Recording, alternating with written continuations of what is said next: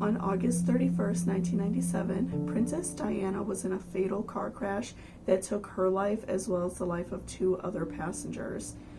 This case is very frustrating, and it's important to look at all of the fine details because there's been a veil of mystery around this case for over 20 years. So grab a snack, grab some coffee, and let's investigate. Whatever in love means.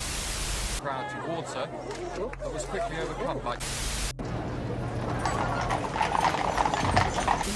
Before we jump in, don't forget to hit that subscription button down below so you are updated every time I upload a new true crime case. Diana Spencer was born on July 1st, 1961 in Sandringham, England. Her parents were Edward and Frances Spencer. She also had 2 sisters named Jane and Sarah and a brother named Charles as well. She also had a brother who passed away only 10 hours after he was born named John. Her parents divorced when Diana was about 7 years old, and her father won custody of the children. Diana struggled with this divorce. Although her mother was not the best parent, she was happy to be able to live with her father.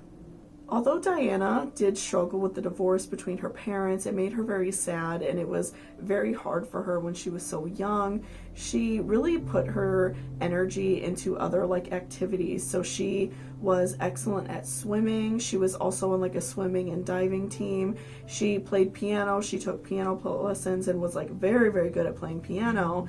But she just did okay in school. She didn't really excel in school, and she actually ended up dropping out when she was about 16 years old. Her family's home was on a royal estate that the Queen allowed them to lease out, and this was a huge home. It was a mansion. It had 90 bedrooms, I believe, and it's just huge. It's an absolutely massive home. It was really fancy. And so Diana, grew up there, and she knew some of the royals. They were all very close, but she ended up meeting Prince Charles when she was 16, and at the time he was dating her older sister Sarah. And Diana thought he was, attractive. She really liked him, but there was a 13-year age gap. He was, quite a bit older than her. So at the time, she was just kind of the pesky little sister, didn't really think much of it. And so, but she always really liked him. She, had a crush on him, and she had dreams of someday potentially marrying into the royal family. Diana left school. She moved to London and took on a variety of jobs. She was a nanny, she was a host, I believe she was a home cleaner type thing at one point, and she would describe this as the best year of her life. She enjoyed this freedom. She enjoyed, finding herself, and she wasn't the type of person, even though she grew up with this lifestyle and grew up with a lot of money, she wasn't the type of person to look down on other people or look down on jobs. She wanted to make a life for her own, and she wanted to go out there and be her own person. And so she really enjoyed this year, and she actually ended up splitting a flat with several of her other friends, with several other people, and she really enjoyed it. This was a really great time in her life. Charles reconnected with Diana when she was around 16, 17 years old, and they basically started dating. They dated for about 6 months, and then they became engaged. And this is just a really frustrating situation because after, we learn about more things and we see more things behind this case, we see that behind this scenes, Camilla, who was Charles' mistress, later on we'll find more about that out definitely, she was mostly pulling the strings because the royal family did not want Charles to marry Camilla, even though he dated her and really, cared about her apparently.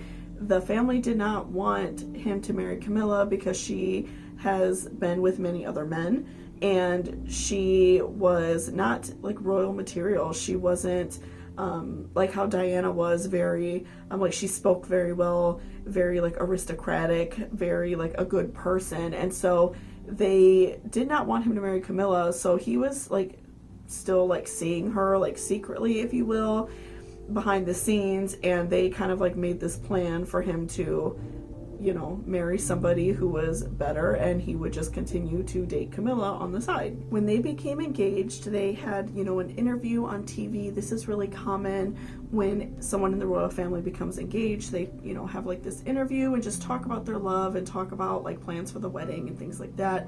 And during this interview, Charles was very uncomfortable, and you can almost say that it was just uncomfortable because he was on TV and maybe he was just kind of awkward, but he had been in the, spotlight for his whole life because he was a prince.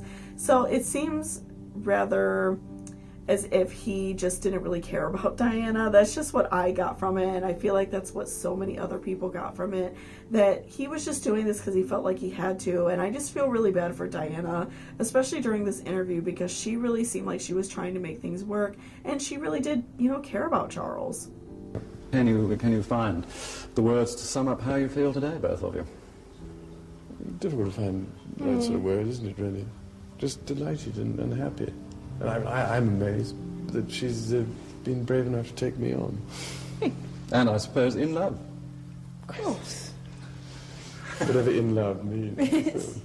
The couple ended up getting married on July 29th, 1981, and this was at a time where Diana was feeling very low. She begged her father to get permission to not marry Charles. She was like asking her friends and her sisters what she should do, and she was just very unhappy because from the time of their engagement to the time they got married, they really didn't spend that much time together. Charles was doing his thing with Camilla and leaving Diana alone. She was alone very often in the home, in the palace. She was left alone by a lot, and she basically was just left up to her own devices, and this was very depressing and sad for her. So when the wedding took place, the event was huge. It was massive. Of course, I'm sure many of you have seen footage of royal weddings. There were about 3,000 guests, give or take, and about 750 million people watched worldwide. So the wedding had several, celebrity guests, very important guests, including Nancy Reagan, but it infuriated Diana that Camilla was there, because at this point she was already aware that she was Charles' ex, and she already had a feeling that something was going on between them. So she was very upset, and she actually declined Charles allowing Camilla to come to the reception, I believe. She was only allowed to come to the actual wedding. But I have learned from some other source materials that it is pretty common for exes to come to the actual wedding in the royal family. So like Prince Harry's exes would have come to his wedding as well. So from what I understand, that's pretty common, but because he was still carrying out a relationship with her, I can see that as being very frustrating, and that is, inappropriate, right? Charles met Camilla in the 70s. They dated for a little while, and Charles actually went to the Air Force not that long after they were dating. So while Charles was gone, she dated someone else who apparently she liked better, and Charles, would talk to her on the phone and say, please don't get married, I love you, and she ended up getting married anyway. So she basically, left Charles and, did her own thing, but when he came back, she continued to start dating Charles again, and she was still married. So I feel as if she really wanted to be a part of that royal family, or she really wanted some scandal. She wanted to feel important in that way. I'm not really sure. Of course, I'm sure she doesn't talk about it on TV. I couldn't really find anything about her talking about the affair, but I do feel as if she really wanted to be a part of that, and she wasn't willing to let that go even though she was married. And she also thought her and Charles' relationship was really special because her great-great-grandmother and his great-great-grandfather had an affair together as well, because their family were also somewhat interwoven with the royal family. So she thought that their affair was special, and they're these star-crossed lovers. And apparently Charles just could not leave Camilla alone. Even years into Diana's marriage with Charles, he could not leave her alone. The next several years proved to be very difficult for Diana. She struggled with depression, she developed an eating disorder, as well as threatening suicide. She even threw herself downstairs a couple times and was very depressed, and she just had a really hard time coping with the fact that Charles was cheating on her, and the royal family didn't really do anything about it. Like, they didn't tell him to stop, apparently. They just were okay with it, and Charles thought, it was fine. He was very cold about it. He basically even said, I am not going to be the only prince without a mistress. So he thought it was totally okay. He just thought Diana was being dramatic. And unfortunately, there are many publications and news articles out there that paint Diana as this like dramatic woman, and she's just, got this eating disorder, and she's just a drama queen. But can you imagine going through that? You live in this gigantic palace where you can't talk to anybody all day. You have to ask permission just to go anywhere. And your husband that you're supposed to be in love with, it was painted as this like fairy tale, like marriage, is cheating on you all the time. So that's a horrible situation, and I really do feel bad for Diana during this because it just seemed like nobody was on her side. Diana turned her pain into something positive. She had her first son, Prince William, on June 1st, 1982, and Prince Harry on September 15th, 1984. Although Diana had a nanny, she often did not use her because she wanted to take care of her children, and this was something that was frowned upon by the royal family. They, of course, don't even open their own doors many of the time. So they frowned upon the fact that Diana did everything for her children. She bathed them. She took them to school even when they were a little bit older. And she did everything with them. She took them to theme parks. She wanted to spend as much time with them as possible. And it was very much frowned upon that she did this because Diana was supposed to be carrying out all these royal duties. And instead she was, spending time with her children. Diana did a lot of charity work as well, which is what I feel like she's really known for. People really admired her charity work. She was very big into AIDS awareness. She, would go to hospitals and help with AIDS patients. She was even the first celebrity on camera to shake an AIDS person's hand and show that the disease was not transmitted by touch, because there was so much information at the time that was wrong, that were scaring people out in the public. They thought if they were like even around somebody with AIDS, they would catch it. So she was the first person to openly show that it's okay, you're not going to contract AIDS from just merely being around somebody or touching them. So that was huge. That was a really big deal that she did that, and it really helped people in the AIDS, community, people who had contracted AIDS, and it made them feel very special and important and looked after that Diana did that. Has that made you feel better about the whole thing at the moment? But certainly in the respect that the lead up to Princess Diana coming was, will she or won't she wear gloves? And she didn't. I mean, I believe she wouldn't, and she's lived up to what I believe. She knew the facts. She was also very big in cancer research, and another thing that she is very well known for is her landmine opposition. This was a really big deal for her. She traveled to South Africa and some other countries as well to remove landmines from the ground, because of course, when wars happen, a lot of those landmines were put down, and it was very unsafe for the people who lived there, and many children were hurt and died from it, as well as adults. So Diana's big part of like her charity work was to remove these landmines. This was huge for her, and so she would go often and visit children in Africa and take pictures and bring them gifts and do kind things for them. And of course she did them something so kind by removing something very dangerous that could have potentially continued to kill more people. So Diana started to become known as the people's princess. People absolutely loved her. She was very kind. She was going out into the world and doing kind things. She was greeting people on the street. She was going to hospitals and meeting patients. She was just very kind, and people just really loved her. People had a really strong affinity for Diana, and the royals seemed like they really didn't like that too much, because she would steal the spotlight. If there was like an event going on, they would all be taking pictures of her and not so many pictures of everyone else. And if her and Charles went out, they didn't even care about him. They just wanted, more pictures of Diana. Diana and Charles separated in 1992, and the divorce was finalized in 1996. Charles admitted to having an affair, and Diana had an affair as well, but according to her, it was much later on with a man named James Hewitt. And there's a theory that Hewitt is actually Harry's father. They look a lot alike. They have, similar hair color. They really do favor each other. And so this has never been proven or disproven, but many, many people think that Harry may not even be in the royal family at all. And, this has just never been confirmed, but I do agree that they do look a lot alike. In 1995, Diana gave a shocking interview to the BBC. It definitely made waves, and she spoke very poorly of the royal family. And so by advice of the Queen, their divorce went through very quickly. They were able to get, everything done and completed within a pretty quick time frame. Do you think Mrs. Parker Bowles was a factor in the breakdown of your marriage? Well, there were 3 of us in this marriage, so it was a bit crowded.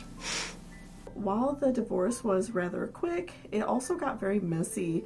Diana made a claim, like a public statement, saying that she knew that Charles had impregnated one of the, I believe she was a nanny for the royal family, and this woman's lawyer got very upset, and it was told that Diana would, should apologize. I'm not really sure whatever conspired of that, because I read some things that she did apologize and I read some things that she didn't. So I'm not really 100% sure. If you guys know about that, please tell me in the comments. But, I do see that Diana was very upset, and she was like throwing all kinds of low blows, which is understandable because they all didn't really treat her very well. So she, was making these statements and making it a little bit harder for Charles, but he deserved it because he was not really nice to her. Diana was also stripped of the title Her Royal Highness, and this really hurt her and made her feel very depressed because, like I said, she's done so much charity work and did all of these really great things that she was worried that after she was no longer a part of the royal family, that she wouldn't be able to do these things anymore, that these companies and all these charities wouldn't take her as seriously. So she was very stressed out and worried that she would not be able to continue her life's work. So after the divorce, Charles continued to be with Camilla. She, at some point divorced her husband, and they were mostly like together dating, but they weren't married. It seems as if the royal family did not want them to get married, especially because of all this scandal, and people knew that she was involved with the family by these interviews that Diana had given. But Charles didn't care, and he still stuck by her, and they are still together, like I said. And it seems as if people didn't care so much about the relationship at one point until the show The Crown came on. From what I understand, once that show came on and they started showing, this like love triangle with Diana and Camilla and Charles, people started like harassing them, which, I mean, they deserve it. Like, they both treated Diana terribly, so I don't feel bad at all. But apparently, like, people harass them on their like social media accounts. I know that they have one where they kind of just show like their everyday life and things like that. But yeah, so people still really harass them and really speak terribly about Camilla, and say she's a home wrecker and she needs to like, find her own man and things like that. But I mean, she deserves it. She was being very sneaky and hanging around Diana even before, Diana knew that she was going to be marrying Charles. So I don't feel bad for her. To me, she deserves it. But Diana ended up finding love somewhere else. She apparently dated her bodyguard for a while and a few other people, but the most notable person that she dated is a man named Dodi Fayed. His father was an Egyptian millionaire, and she had just apparently started seeing him not too incredibly long before her accident. And Diana's issues with photographers and paparazzi became worse when she dated Dodi. They were vacationing on a yacht at one point, and they were like out in like the ocean, and photographers were like on boats taking pictures of them and just being very obvious and not trying to even hide the fact that they are, you know, taking pictures of them, just being very annoying. And so I can understand that Diana was very frustrated during this time. And again, it seemed like after she divorced Charles, it became much worse. And I'm assuming they were just trying to find like a scandal about her, or, you know, just make a big deal about the fact that she was dating somebody else. And the couple ended up going to Paris, France in late August 1997, and Dodi rented a room in like a really fancy hotel, and I believe his father like owned the hotel or was a partial owner of the hotel, and they, you know, stayed in this very lavish room. It was beautiful, and apparently Dodi had purchased like 2 rings from a jewelry store, and many people thought that he was planning to propose to Diana tonight, and it was kind of leaked out there that there was going to be like some big news. So some people thought maybe Diana was pregnant, some people thought that, you know, maybe he was going to propose to her. So we're obviously never going to know, most likely, but you know, they did have rings like delivered to the room that they had purchased. So paparazzi and all these reporters, they got wind that Diana and Dodi were going to be at this fancy hotel in Paris, and they were like hounding them outside of the hotel. They were everywhere, and Dodi even felt like some of the people in the hotel were paparazzi, some of the people who were staying there or eating at the restaurant in the hotel, and they couldn't even eat dinner at the place they had reserved because so many paparazzis were there. They literally had to like push them away from her and get them away because they just would not stop. So the couple ended up eating dinner, I believe, in their hotel room or like a private room, so they could be left alone because paparazzi would just not stop taking pictures of her, and they were being extremely aggressive. So the couple ended up deciding to go to Dodi's apartment, and so they made kind of like a secret plan with the hotel driver named Henri Paul, and with Diana's security guard, Trevor Reese-Jones. They decided that Henri would park in the back of the building, and that Diana, Dodi, and Trevor could like sneak out the back and, you know, jump in the car and flee that way. But apparently one of the reporters found out and told a whole bunch of them. So when they jumped in the car, many of the reporters quickly started following them and were driving really fast and just like chasing them. It was ridiculous. Like Diana could not even get away for a second. So yeah, they were trying to get to his apartment, and these, you know, reporters were just chasing after them. Henri Paul was driving a black Mercedes, and within a few minutes of leaving the hotel, it was actually very close. They ended up driving through the Pont d'Alma tunnel. I'm really bad at pronouncing things, so that's probably not correct. But they ended up being very close to that tunnel and pulling right through it. And unfortunately, they crashed into the 13th pillar of the tunnel, and the car was in absolutely terrible condition. Trevor would be the only one to survive the crash. He did suffer like many injuries. I believe like several of the bones were broken in his face, if not all of them, and he was, you know, taken to a hospital. Dodi and Henri were dead on arrival once the, you know, ambulance got there, but Diana was still alive according to the ambulance drivers and the doctor that was there. They were, you know, arriving, and they saw that outside of the car that all these reporters and photographers were just taking pictures of her and not even trying to help. They weren't even checking on her. They were just taking pictures.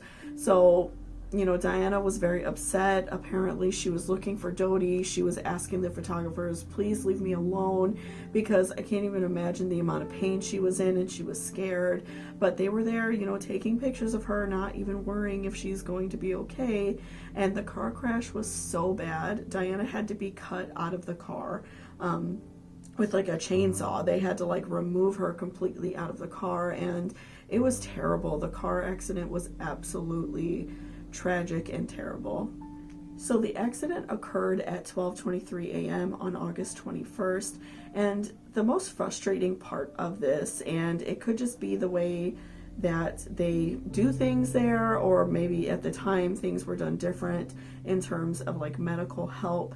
But Diana was not even taken to the hospital, was not even put into the ambulance until about 1:20 a.m. So almost a good hour after the crash happened. So they basically were trying to treat her on spot and, you know, see if they could help her then. But when they realized that she just needed to go to the hospital, they finally put her in the ambulance and took her. So to me, that's very frustrating, because in America and, you know, today's times, they put you in the ambulance immediately and take you to the closest hospital. Diana was suffering from massive chest injuries, a concussion, and a large cut on her thigh, and she was in terrible condition. You know, these pictures, some say they've been released. I didn't actively look for them because I don't feel like that carries a story along, and I don't post those type of pictures in my videos because I don't feel like it's necessary. And, you know, those are really hard to look at for most people, I would say. So I don't post those in here. But, you know, they said she was in terrible condition and that she was awful, like covered in blood, just really struggling. When Diana was taken to the hospital, the ambulance drivers ended up stopping the car like 2 times on the way.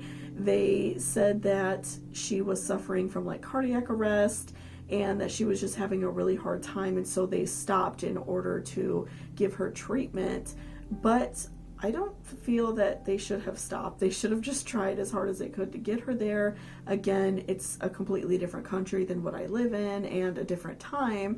So, you know, maybe back then it could have been different, but to me it seems more dangerous to stop and not get her to the closest hospital. And apparently they took her to a hospital that was like farther away, and they even stopped really close to the hospital, like when they could see it in, you know, plain sight. So this is very frustrating to a lot of people that they didn't really go out of their way to rush to get her there. When Diana finally made it to the hospital, she ended up passing away at 4:01 a.m.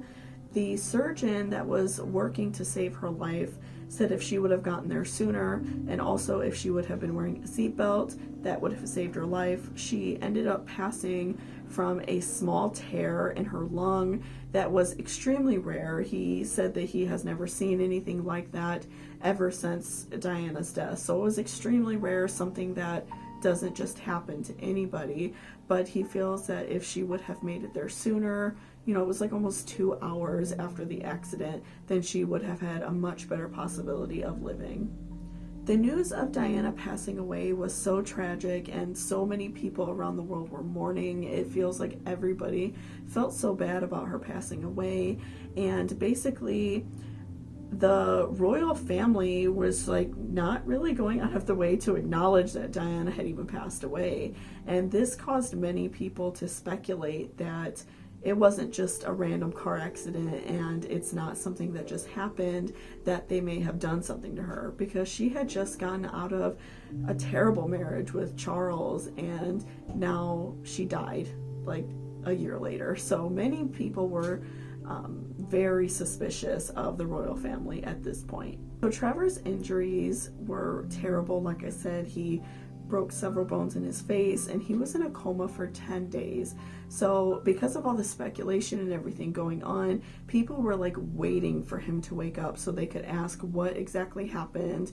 And unfortunately, he says he doesn't remember anything. He remembers getting into the car at the hotel and then it was all blur. And of course it was, you know, a lot going on, all of these, you know, photographers and everything everywhere. So it was a stressful situation, but many people were very upset that he couldn't remember anything because he couldn't shed any light on the situation. Well, Henri Paul, the driver, has gone under a lot of scrutiny, and of course he's gone, so there is no way to, you know, prove it from his mouth directly.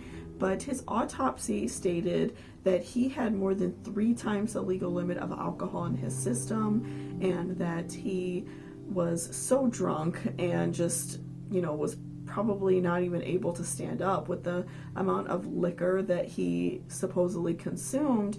He wouldn't have been able to drive. I don't feel that, and many people feel the same way. And there is footage of him in the hotel walking around normal, like right before the accident, not that long beforehand. So I don't see him getting that incredibly drunk within that short amount of time. He would have had to drink a lot and been basically like on an empty stomach or barely having anything all day for him to be that intoxicated. And witnesses claimed that he was driving very fast, about 60 to 65 miles an hour, and driving very recklessly. So at this point, the press were releasing about Diana's death that it was a combination of Henri driving way too fast and being intoxicated, and the media, hounding her and making it more of a stressful situation, and that basically caused him to crash. So for about 6 years after Diana's death, there was a lot of speculation. People were placing direct blame on the royal family for not protecting her and not asking paparazzi to stop, and they really were getting tired of it, and the UK, police force and the UK government was getting tired of it. So they started something called Operation Pageant, I believe it's pronounced, which was a deep investigation into Diana's case. But they ended up coming up with the same exact conclusion, that it was Henri's fault because he was drinking, and that the paparazzi and all these photographers wouldn't leave her alone, so that caused her accident. So I feel like there was really no point in doing this if you're just going to double down on the same thing as what you said before. All of the reporters that were standing around taking pictures of Diana have gone under investigation, but none of them were charged, unfortunately. Many people feel as if that they caused Diana's death on purpose, either on their own accord to get better pictures of her, just to see her in a more like scandalous situation. Maybe they didn't mean for the accident to be so bad. Many people also feel that some of these photographers were paid by the powers that be in order to kill Diana. So there's a lot of speculation around these photographers, but none of them have ever been charged. The police basically said that they all checked out. But I can understand why some people think that maybe they were paid because they were going way too far. And when you're putting someone's life in danger, that's completely different than trying to take a picture of them while they're out shopping. They essentially made it really hard for her to even get to her destination, and then she ended up dying. So to me, that's different. I feel like that they should have been charged with something, harassment, whatever it was, but they were not charged at all with anything. Now, there are several theories about what may have happened in this case, and they are all very confusing, and I feel like there is a truth in all of them to an extent. I feel like there are different parts of this that all make sense to me, and they all can be true, maybe, but, I'm not sure exactly what happened, of course, but it is really scary. So these are some of the theories that, witnesses and other people have come up with, and things that we have found out about the case afterwards. So in the Alma tunnel, there are 14 security cameras, okay? And all of them were either off, or some of them, I believe, were like turned up against the wall or turned in the opposite direction. So all of the cameras were basically off, and none of them were pointing in the direction they should be. And police later stated that, the people who take care of that tunnel, who run the streets and things like that, like the city workers, I guess it would be, they basically said that the cameras just weren't working and they were under maintenance and things like that. But it just seems very odd. And apparently about 15 minutes later, right by the tunnel, somebody received a ticket because they were caught speeding on camera. It was like someone on a motorcycle. And so I find that really odd that the camera right by it works, but none of the cameras in a tunnel, which you would think that those should be the main ones working, because number one, I'm somewhat close to Chicago, and a lot of crime and drug deals and things like that go on in tunnels, so there's always a bunch of cameras if you ever drive through a tunnel of a big city. So to me, it seems like they were turned off on purpose. A few witnesses also stated that they saw a really bright flashing light at the end of the tunnel, and so some people feel that this light could have been flashing in Henri's face, especially if he had been drinking, and it made some confusion and made it where he couldn't see, and that caused him to hit the pillar. And that seems reasonable to me. Like, if a really bright light hits you, it's hard to see when you're driving, right? So, that seems reasonable, but the British and the French government have actually ruled that out because they couldn't find any evidence of a light. And previously, as I stated, Diana was not wearing a seatbelt, and this was a really big deal to her friends and family because Diana had been having a lot of car trouble before all of this happened, and she was checking everything in her car. Like, she would check the brakes before she actually would leave to go somewhere. She was checking her seatbelts, and apparently her bodyguard, who she had been seeing for a little while, died in a motorcycle accident, I believe it was, and right before all of this. And so Diana was checking her seatbelt all the time, and even with her children, she was avid about wearing the seatbelt. It was a really big deal to her, and she was a public figure known for her charity work, so I could totally see her being yeah, put on your seatbelt in the car. That was a really big deal to her. So it's a big red flag for her family that she didn't have a seatbelt on. And actually, the only person who had a seatbelt on in the car was Trevor, and that saved his life. And, like I said, none of the other people had a seatbelt on. And so one of the bigger theories is that a white Fiat Uno was driving behind, Diana's car, and pushed the back of the car and slammed into it, and that caused them to slam into the pillar. This is a huge theory. This is very much speculated on, and the police were never able to find this exact car. There are a couple suspects, but they could never prove that it was either one of them. But they ended up finding out that a Fiat did hit them because on the side of the car there was some white paint that had scratched off from another car, but they could never prove that a car slammed into them from the back in order to hit the pillar. And I'm assuming just because the car was so incredibly crunched up, but that seems like that could definitely happen. And even if it was an accident, maybe when they realized it was Princess Diana, they sped off and were never to be seen again, because many witnesses said that a white Fiat sped off really quickly. But, this to me seems like something that's totally plausible. So out of the two main suspects, there is a young man who was a taxi driver. He was about 22 years old, and his name was Levan Than, and he was seen driving in the area. Witnesses identified him, and he was questioned by the French police, but he has denied questioning to British police. So they have never been able to fully question him. But his father, years down the line, did tell British police that Levan came home and painted his car red that night. So he had a white Fiat, and then the next morning he had a red Fiat. And his father did find that very suspicious, and I would think that that was weird too. If I was home and my husband just walked in and was like, hey, it's 2 a.m., let's go paint my car, I'd be like, why? What did you do? So to me, that seems very suspicious, but again, he has denied questioning, so they've never been able to prove that it was him.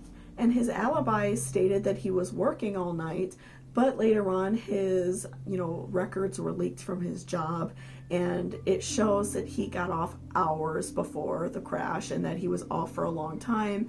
So if he was maybe out joyriding, was drunk, or was potentially, paid, I'm just saying, allegedly, I don't want to disappear, but many people feel like he had something to do with it because he lied about what time he got off, and then he painted his car, and I believe he changed some parts on the car as well that may have gotten damaged in an accident.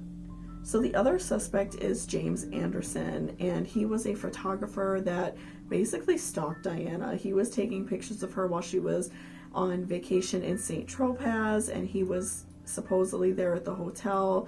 Many witnesses saw him, and again, people say that they saw him getting into a white Fiat and driving off really quickly.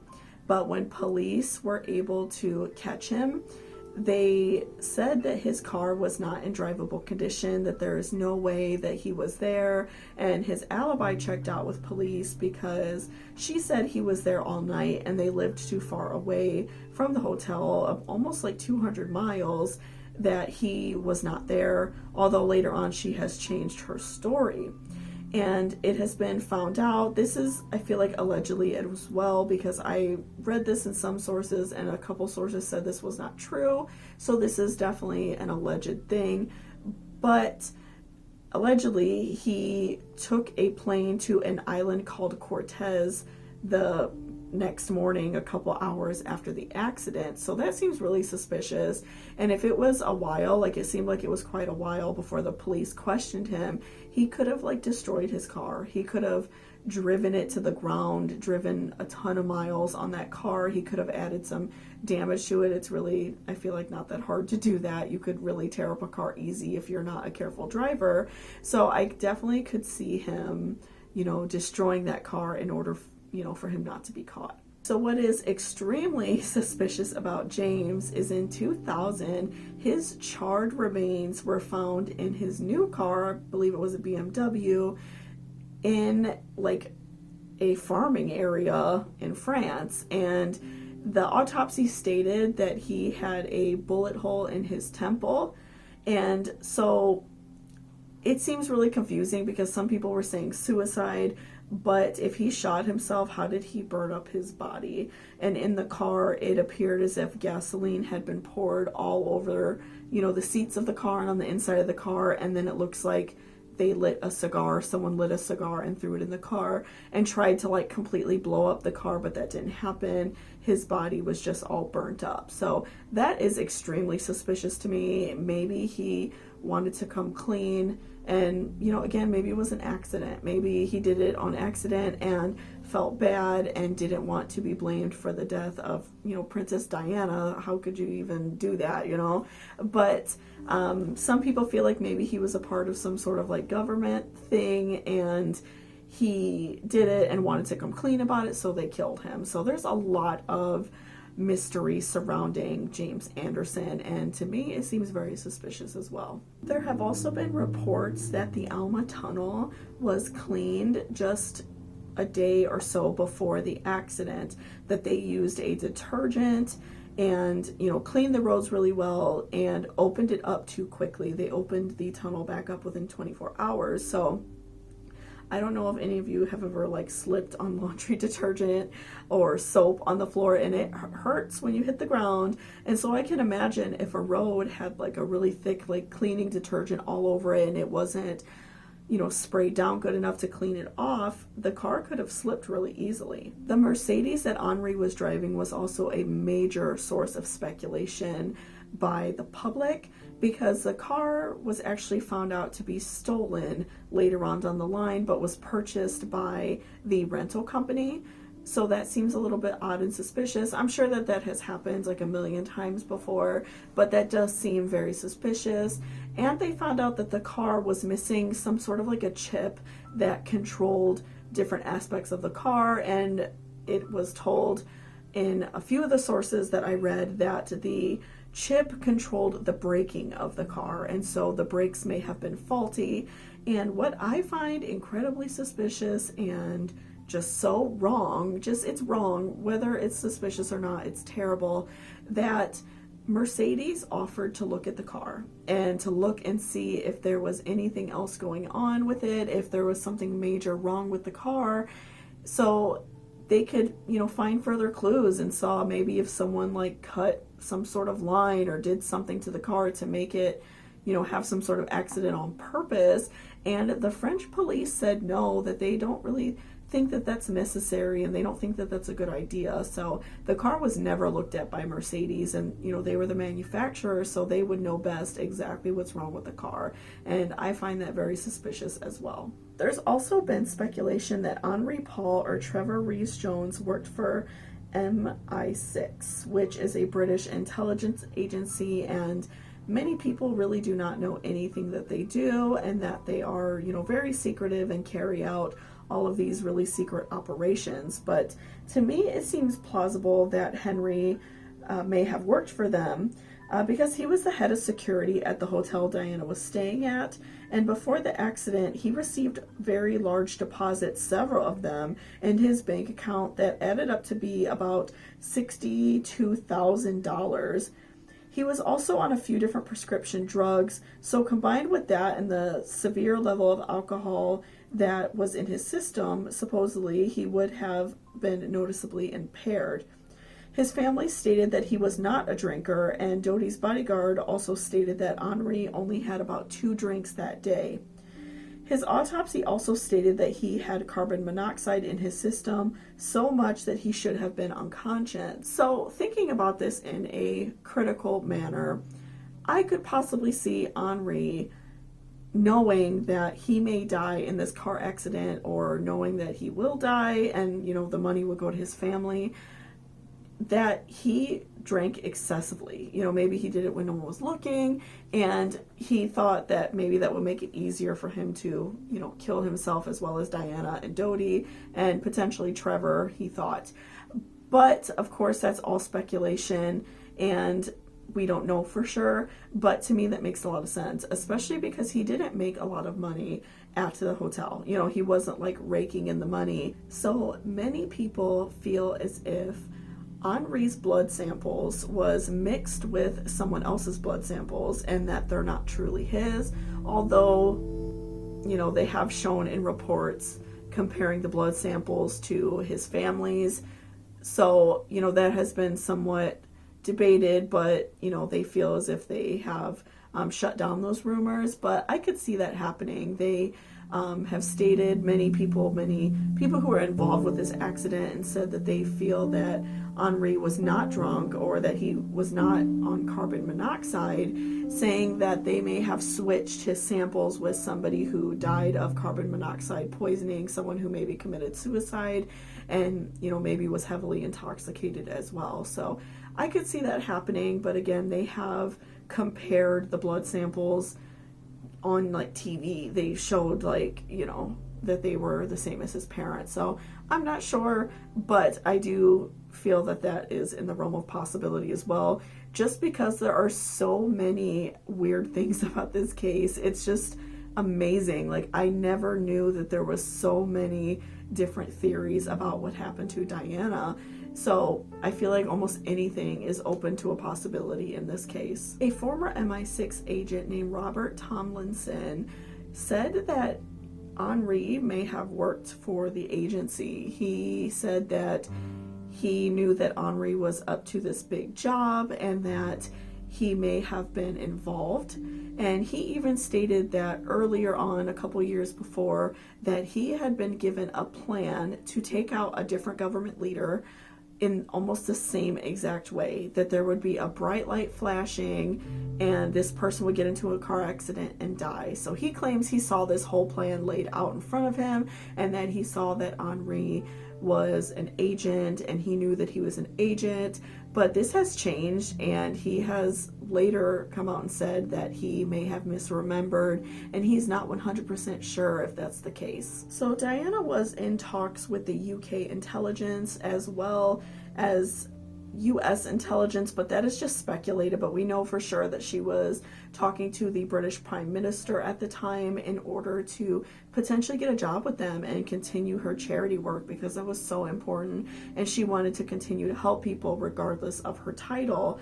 And so some people think that the royal family may have wanted to take her out because she knew too much. She was already on TV in these interviews, talking really poorly about the royal family, and I'm sure she knew a lot of other secrets. And it has later been leaked that both intelligence agencies, the UK and United States intelligence, that they had many files on Diana and they were keeping a very, very close eye on her.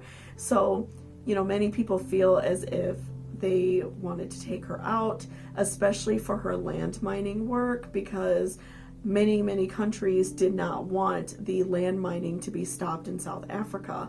So they feel like maybe they took her out to stop that. But, that's speculation as well. But, Diana was in talks to start this new government job potentially, and some people feel like that was maybe her big news that she was going to announce, besides like a pregnancy or a marriage announcement. But I feel like maybe they wanted to take her out because she would have spilled more beans on them. So after Diana passed away in the hospital on the surgery table, they ended up leaving her in one of the hospital rooms alone. Like, nobody was watching her room for hours. And they ended up embalming her body very quickly, like within those few hours. Like I said, she was left in a room alone, then they embalmed her. And that hospital and the doctor who performed the embalming have been gone under major scrutiny. And he basically stated that the royal family was rushing him and they came to collect her body immediately. And so he didn't have time to examine her. They couldn't examine her to see maybe if she was pregnant or see if there were any damage done to her body, any bruises or anything else had possibly happened to her, because they took her too fast. And they embalmed her too quick. So there was really no formal examination of her body besides her cause of death. And that's really frustrating to me, because it's like, okay, you take about 2 hours just to get her to the hospital and then you rush to embalm her. Like, what's the rush now? You were okay with taking forever just to get her help. Like, that is just so incredibly frustrating to me. When I was reading this, I was getting like so angry and upset, because I'm like, okay, you're rushing to embalm her so she could go back, because they wanted to like have a funeral and everything for her. But it was just very frustrating to read about all of this, and they embalmed her very, very quickly. So again, they couldn't, check anything out about her body. Diana's funeral was held September 7th, 1997. About 2,000 people attended her funeral. Many celebrities and government officials were there. Over 2 billion people watched on TV, and her funeral was incredibly sad. Her children looked so heartbroken, and it was just a really terrible day, and it just was so, so sad. And you could really tell the love that people had for Diana. Thousands of people left her flowers and were crying and were so hurt, and it just makes me really sad to see the footage of her funeral. And I just feel incredibly sorry for her. During the last few months of her life, she was really stressed out and worried all the time. Her former bodyguard, Bruce, still was a close friend with her, and he said that Diana was worried a lot. She was checking, again, like I said, the brakes of her car. She was checking to see if she was wiretapped. She was worried that they were listening to her and that they were trying to kill her. And he has a letter that he claims Diana wrote to her that Charles was maybe trying to kill her, and she was worried. And I just feel really bad for her, because she just seemed very like panicky and anxious that something bad was going to happen to her, and she couldn't prevent it. She couldn't prevent this terrible thing that happened. So it just makes me really sad when someone who passes away, the last few of their months like being really terrible and scary, instead of being able to enjoy their lives. So I just ultimately just feel really bad about Diana, and especially like after watching several things about the royal family, different clips on YouTube and interviews that they've done, because like I said, in America we only see like the really big stuff, and we don't see like the in and outs. And I feel like some people who are really into it seek that out, but that's just never been like in my radar, so it's never something that I really looked into that much. But I really started looking into it after Meghan Markle and Prince Harry's interview with Oprah, and how poorly Meghan was treated, and how they were, worried that something bad could happen to her, just like it happened to Diana, especially because Meghan is like an outsider. She's not a royal, she's from America, she's an actress, and so, they were really worried that something bad may have happened to her. And you could tell that Diana's death had a huge effect on Harry. I feel like even more than William, because William has, in a way, seemed to carry on in like the way that a royal normally would, the way they're supposed to, to get married to a certain type of person and, continue in like his father's footsteps. Not saying anything bad about him, but he seems like he wants to more so like follow that exact thing, which, is fine if that's what you want to do. But it seems like Harry never really fit in with that. and he, you know, acted out when he was really young, and he had a really hard time struggling with these things. And I just think it's really great that he continued in his mother's footsteps and does a lot of charity work and continued to step out of that and chose to do something different. And now him and Megan, I believe, like live in America and are trying to do some things here and start a new life here. So I just feel bad for him because, you know, being like 12 years old when your mother dies and having to follow her in the streets while she's in a coffin has got to be so hard and traumatic, and I couldn't even imagine what that's like. So I just feel really bad for Harry. So thank you so much, guys, for watching this video. If you liked it, please give me a thumbs up down below, and let me know of any other true crime cases that you want me to talk about or look into. Again, I didn't know a ton about the royals, so I did the best research I could. I read quite a few different books and things like that, so I'll link all of my resources down below if you all are interested in them. And if you have any interesting, juicy facts about this case, please let me know. I'm always interested to hear about these things. So thank you so much, and I hope you all have a great day. Bye-bye.